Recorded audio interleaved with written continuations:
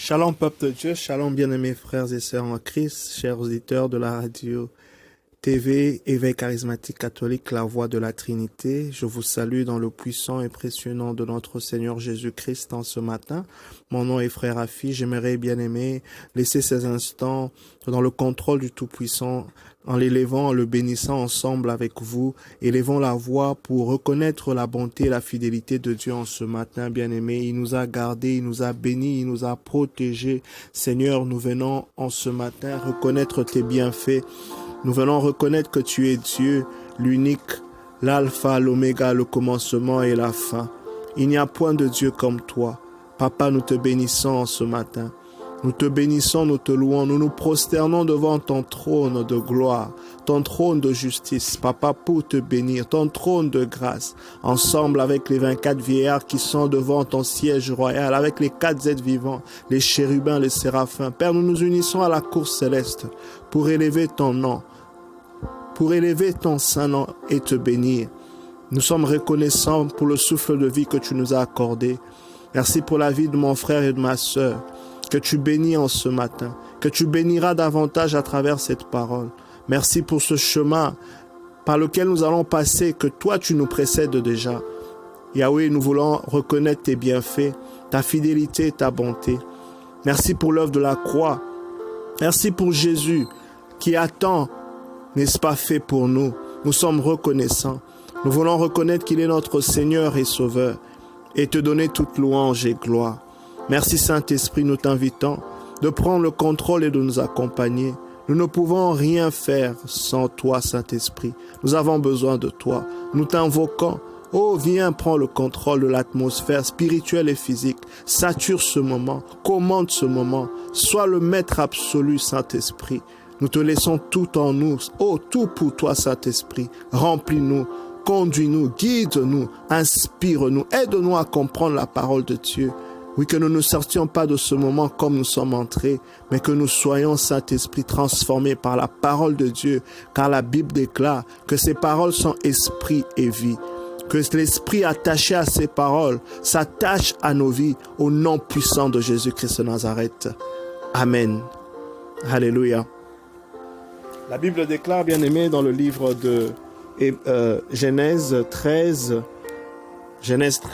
à partir du verset 5, Lot allait avec Abraham, lui aussi avait ses tentes, et il possédait du gros et du petit bétail, mais le terrain ne leur permettait pas de vivre côte à côte. Leurs troupeaux étaient trop nombreux pour qu'ils puissent rester ensemble. Le Seigneur est en train de nous dire dans cette parole qu'il a tellement créé une situation de richesse pour Abraham. Il avait un projet qu'il voulait accomplir avec Abraham. Et le Seigneur savait que sur le chemin d'Abraham, à un moment donné, il fallait qu'Abraham puisse se séparer de Lot. Dans notre chemin avec le Seigneur, parfois, il nous demandera de payer le prix pour quelque chose, de nous détacher de certaines choses, peut-être nous détacher de certaines personnes. Tout dépend au fait de ce que Dieu veut par rapport à un moment donné dans notre vie, à une situation donnée dans notre vie. Donc, en ce matin, bien-aimé, je viens t'inviter à vraiment être sensible au Saint-Esprit, à vraiment être à l'écoute de l'action du Saint-Esprit. Ce n'est pas toute chose que tu pourras comprendre en premier, mais quand tu es attentif, tu pourras voir la main de Dieu en toute situation, même là où ta compréhension s'arrête. Mais si tu es connecté dans l'humilité au Seigneur, tu pourras avoir la révélation de ce que le Seigneur veut accomplir dans ta vie. Parce que le Seigneur annonce toujours ce qu'il veut accomplir avec ses bien-aimés. Alléluia. Voilà que Abraham est tellement béni, il est tellement riche, et son neveu aussi, qu'ils ne peuvent plus vivre de côte en côte. Le Seigneur parfois t'élèvera à un certain niveau. Il te bénira d'une certaine manière.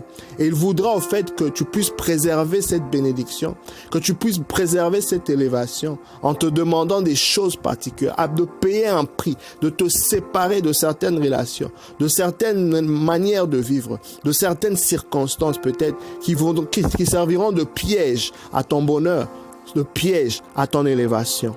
La Bible dit dans le verset 7, « Il y eut une dispute entre les bergers des troupeaux d'Abraham et les bergers des troupeaux de Lot. et les Périzites habitaient alors le pays. Alors Abraham dit à Lot, qu'il n'y ait pas de querelle entre moi et toi, entre mes bergers et tes bergers, car nous sommes frères. Vous voyez, cette dispute, quand tu le regardes sur le plan humain, tu risques de croire que c'est une simple dispute. Mais en réalité, si tu es à l'écoute du Saint-Esprit, tu comprendras que quelque chose est en train de se passer. C'est vrai que c'est négatif, c'est une dispute, mais c'est pour un bien. La Bible dit tout concourt au bien de ceux qui aiment Dieu. Bien-aimé, je t'invite vraiment au discernement. Il y a certaines situations qui peuvent être des vagues. À ton travail peut-être, en ce moment, il y a certains combats que tu es en train de passer. Il y a certaines vagues, des situations où tu ne comprends pas, une incompréhension. Toi-même, tu te poses la question, mais qu'est-ce que j'ai fait? Tu fais tout bien, tu fais tout exactement, tu es dans la justice, tu es sereine, tu es dans la vérité, mais c'est à toi toujours qu'on crée de l'incompréhension. C'est toujours toi qui es victime, n'est-ce pas, de calomnie. C'est toujours toi qui es victime de ceci. Bien-aimé dans le Seigneur, quand ça arrive, ne te laisse pas emporter, mais rentre dans le lieu secret. Écoute ce que Dieu est en train de vouloir dire à travers cette situation. Alléluia. Je viens t'inviter en ce matin, bien-aimé, de voir le Seigneur même à travers certaines tempêtes qui s'élèvent autour de toi, à travers certaines disputes, certaines incompréhensions qui peuvent, n'est-ce pas, naître autour de toi, bien-aimé. Parce qu'il peut être... C'est très possible qu'il puisse avoir une orchestration divine, quelque chose que le Seigneur veut accomplir. Mais il faudra que tu sois vraiment connecté et sensible pour savoir et voir que le Seigneur est capable, n'est-ce pas, de tourner cette situation en ton bien. Parce qu'il est écrit tout concourt au bien de ceux qui aiment Dieu. On s'est aimé de Paul et Barnabé. À un moment donné, il a fallu qu'ils puissent se séparer. Oui. Ils se sont séparés, chacun a pris son chemin. Et Paul a eu un ministère qui était prospère. Barnabé a eu aussi son ministère, n'est-ce pas, qui était prospère à sa nature. Vous voyez, s'ils ne s'étaient pas séparés, bien-aimés, vous voyez, l'accomplissement de tout ce que Paul a fait comme évangélisation en Asie, tout ça, comment est-ce que nous pourrions voir cela? Donc, ce n'est pas toujours toute séparation qui est source, n'est-ce pas, je dirais de malheur. Il y a certaines choses parfois où le Seigneur va orchestrer certaines situations parce qu'il veut te séparer de certaines personnes. Donc, bien-aimé, quand quelqu'un quitte ta vie, tu ne vas pas passer l'éternité à te mettre à regretter. Il faut chercher la volonté de Dieu. Cherche la volonté de Dieu par rapport à tes relations. Cherche la volonté de Dieu par rapport aux choses autour de toi. Tu dois savoir quelle est la personne, quelles sont les circonstances qu'il te faut au moment qu'il faut, c'est que le ciel pense pour toi.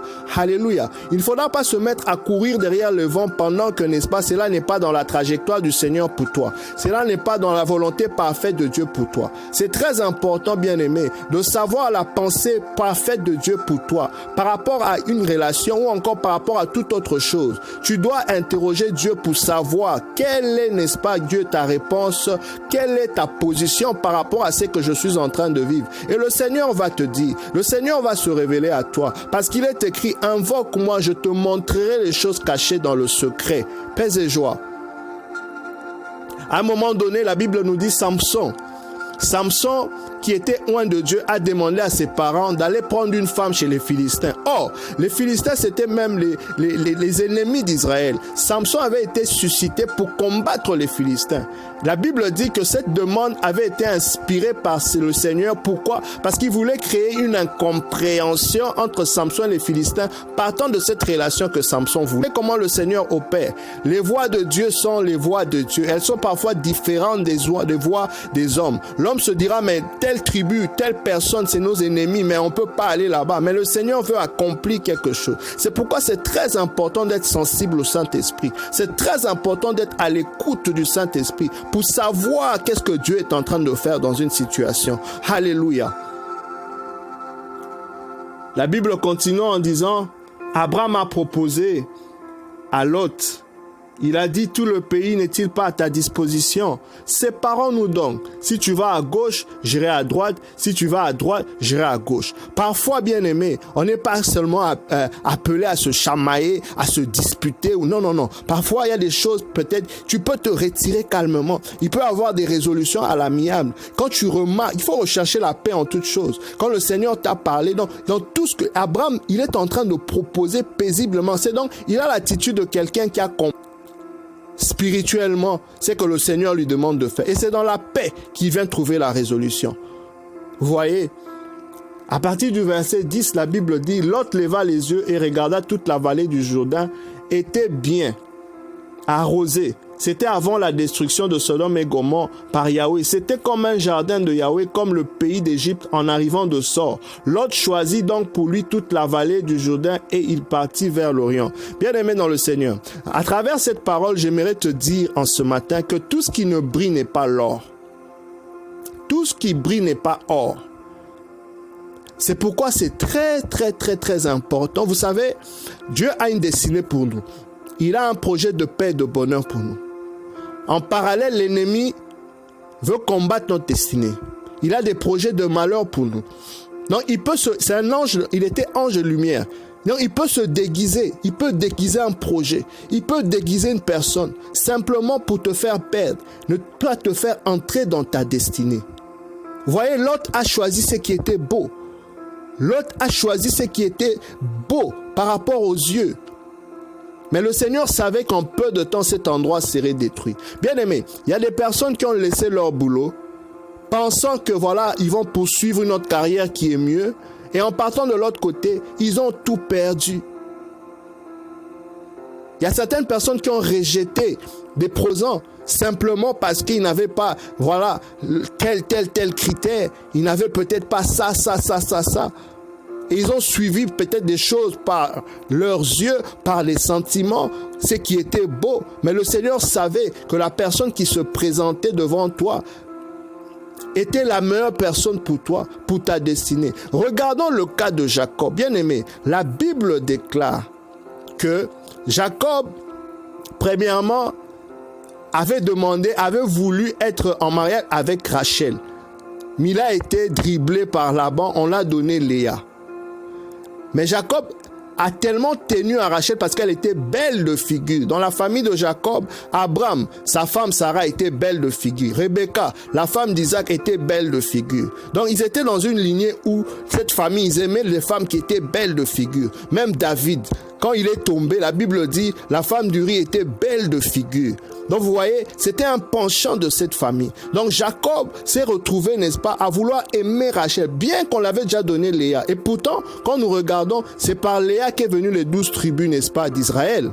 Vous voyez, Rachel est morte bien avant que Léa.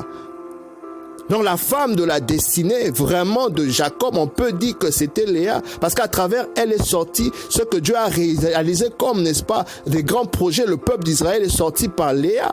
Vous voyez que combien sont d'entre nous où nous nous fions aux apparences et pourtant ce n'est pas le projet parfait de Dieu pour nous.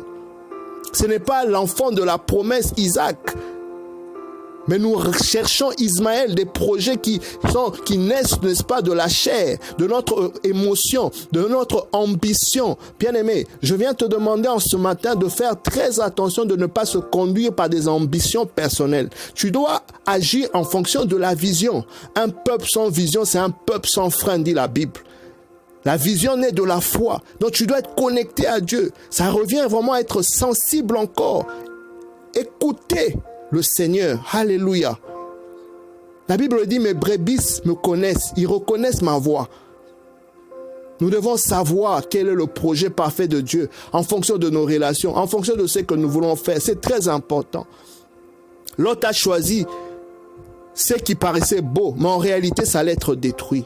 Dieu regarde au cœur, il ne regarde pas à l'apparence. Souvent, nous regardons à l'apparence sans pour autant savoir les choses qui sont cachées. Invoquons le Seigneur. La Bible dit, c'est la gloire de Dieu de cacher le secret, mais c'est la gloire du roi de sonder le secret. Alléluia. Sondons, demandons à Dieu, il se révèle à nous, il nous donne les choses cachées, il nous révèle les choses cachées. Et ce qui est révélé, bien aimé, nous avons autorité là-dessus à partir du moment que nous entrons en intercession. La Bible continue en disant que Lot et Abraham se sont séparés. À partir du verset 14, je vais finir par là. La Bible dit, après le départ de Lot, Yahweh dit à Abraham, lève les yeux et regarde de l'endroit où tu te trouves, vers le nord, vers le midi, vers l'orient, vers l'occident. Tout le pays que tu vois, je te le donnerai à toi et à ta descendance. Alléluia. Bien-aimé, c'est par la séparation d'Abraham et Lot que les yeux d'Abraham se sont ouverts. En fait, Abraham était déjà à un endroit où il avait possession de quelque chose, mais il ne le voyait simplement pas. Donc, notre nous sommes aveugles simplement parce que nous sommes attachés à certaines choses qui nous retiennent vers le bas. Le Seigneur nous demande de renoncer à certaines choses. La Bible dit, celui qui veut suivre Christ, qui est disciple de Christ, doit renoncer à lui-même et porter sa croix. Alléluia. La Bible dit dans le livre de Ésaïe 6, à la mort, l'année de la mort du roi Osias, je vis le Seigneur assis sur un trône haut et surélevé. Les pans de son manteau remplissaient le sanctuaire. Ésaïe a cette vision à la mort du roi Osias. Donc quelque chose a dû quitter. Il y a eu une mort, il y a eu une séparation pour que la vision, pour que les yeux d'Ésaïe puissent s'ouvrir. Les yeux d'Abraham se sont ouverts après qu'il s'est séparé de Lot. Le Seigneur est en train de te parler en ce matin, mon frère, ma sœur. Le Seigneur t'appelle au renoncement de certaines choses. Tu dois savoir ce que Dieu veut que tu puisses faire. Il n'y a pas d'ambiguïté. Le Seigneur te parlera, il te dira quel genre de personne auquel tu dois être autour, quel genre d'environnement dans lequel tu dois évoluer. Parce qu'il y a certains environnements parfois qui te bloquent. Tu dois savoir quelle est ta terre de bénédiction. C'est très important. C'est très important parce que une fois que tu le fais, bien-aimé dans le Seigneur, tu pourras voir clair, tu pourras voir ton jardin d'Éden, tu pourras voir ce à quoi le Seigneur t'a réservé, les trésors du ciel. Mais tu dois savoir quel est le lieu de ta bénédiction, quel est le genre de personne avec qui tu dois être autour. La Bible déclare que David était entouré des vaillants héros. C'est ce qui faisait la force de David. Jésus, pour conduire son ministère pendant 3 ans, il a prié toute la nuit pour choisir 12 personnes. Bien aimé, c'est très important. La parole de Dieu déclare que les mauvaises compagnies corrompent les bonnes mœurs. C'est très important de savoir quels sont les amis de nos destinées, quels sont nos amis de saison. C'est très important de connaître les choses autour de nous, bien-aimés, en étant connectés à Dieu, en invoquant le Seigneur qui dit « Invoque-moi, je te montrerai les choses cachées dans le secret » pour que nous puissions avoir une visibilité, une vision claire de ce que Dieu nous appelle à faire et d'entrer dans ces choses cachées, ces trésors cachés du royaume de cieux pour nous. Voilà cette parole, bien-aimé, que je viens partager avec toi pour te fortifier, pour t'encourager de rechercher le royaume de cieux et tout te sera donné de surcroît. Telle est ma prière pour toi, que cela soit ton partage au nom puissant de Jésus-Christ de Nazareth. Je souhaite une bonne journée en Christ, sois béni et à très bientôt. Bye.